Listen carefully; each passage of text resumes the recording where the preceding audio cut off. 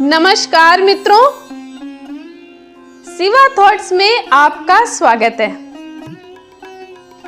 आज हम आपसे हवन में आहुति देते समय प्रयोग होने वाले शब्द स्वाहा के विषय में चर्चा करेंगे।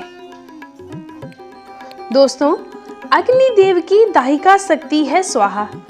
अग्निदेव में जो जलाने की तेज रूपा दाहिका शक्ति है, वह देवी स्वाहा का ही सूक्ष्म रूप है।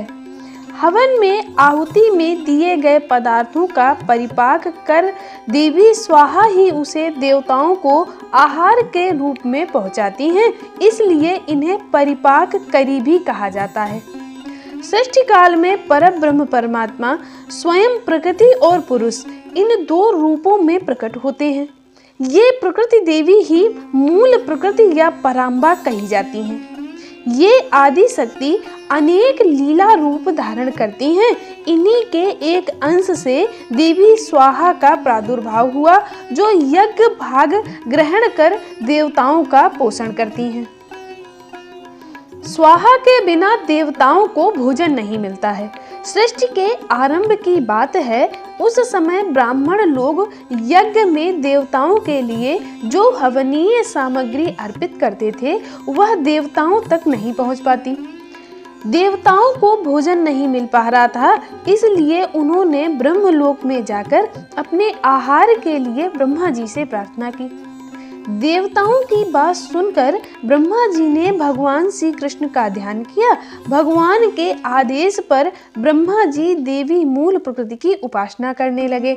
इससे प्रसन्न होकर देवी मूल प्रकृति की कला से देवी स्वाहा प्रकट हो गई और ब्रह्मा जी से वर मांगने को कहा। ब्रह्मा जी ने कहा, आप अग्निदेव की दाहिका शक्ति होने की कृपा करें। आपके बिना अग्नि आहुतियों को भस्म करने में असमर्थ हैं। आप अग्निदेव की गृह स्वामिनी बनकर लोक पर उपकार करें।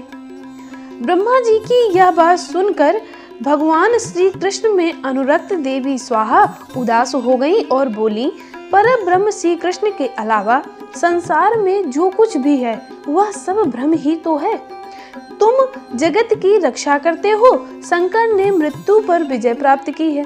शेषनाग संपूर्ण विश्व को धारण करते हैं। गणेश जी सभी देवताओं के अग्रपूज्य हैं।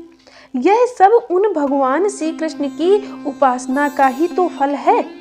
यह कहकर वे भगवान श्री कृष्ण को प्राप्त करने के लिए तपस्या करने लगी और वर्षों तक एक पैर पर खड़े होकर उन्होंने तप किया। उनकी तपस्या से प्रसन्न होकर भगवान श्री कृष्ण प्रकट हो गए। देवी स्वाहा के तप के अभिप्राय को जानकर भगवान श्री कृष्ण ने कहा, तुम वाराह कल्प में मेरी प्रिया बनोगी और तुम्हारा नाम नागनजिति होगा। राजा नग्नजित तुम्हारे पिता होंगे। इस समय तुम दाहिका शक्ति से संपन्न होकर अग्निदेव की पत्नी बनो और देवताओं को संतृप्त करो।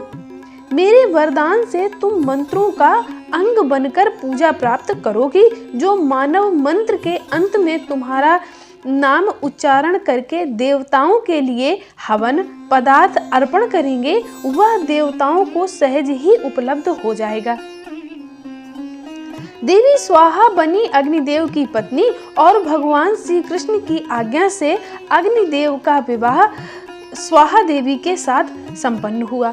शक्ति और शक्तिमान के रूप में दोनों प्रतिष्ठित होकर जगत के कल्याण में लग गए।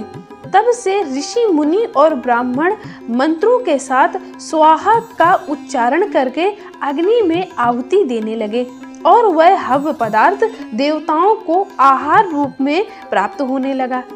जो मनुष्य स्वाहा युक्त मंत्र का उच्चारण करता है, उसे मंत्र पढ़ने मात्र से सिद्धि प्राप्त हो जाती है।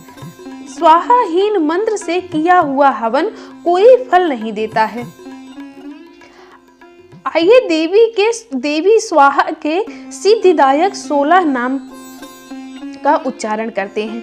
स्वाहा वह्निप्रिया, वहनजाया, संतोषकारिणी, शक्ति, क्रिया, कालदात्री, परिपाककरी, ध्रुवा, गति, नरदाहिका, दहन क्षमा, संसार सार रूपा, घोर संसार तारिणी, देव जीवन रूपा, देव पोषण कारिणी। इन नामों के पाठ करने वाले मनुष्य का कोई भी शुभ कार्य अधूरा नहीं रहता। वह समस्त सिद्धियों व मनोकामनाओं को प्राप्त कर लेता है। दोस्तों, आपको ये जानकारी कैसी लगी, प्लीज़ हमें कमेंट करके बताएं और हमारे चैनल को सब्सक्राइब करें। धन्यवाद।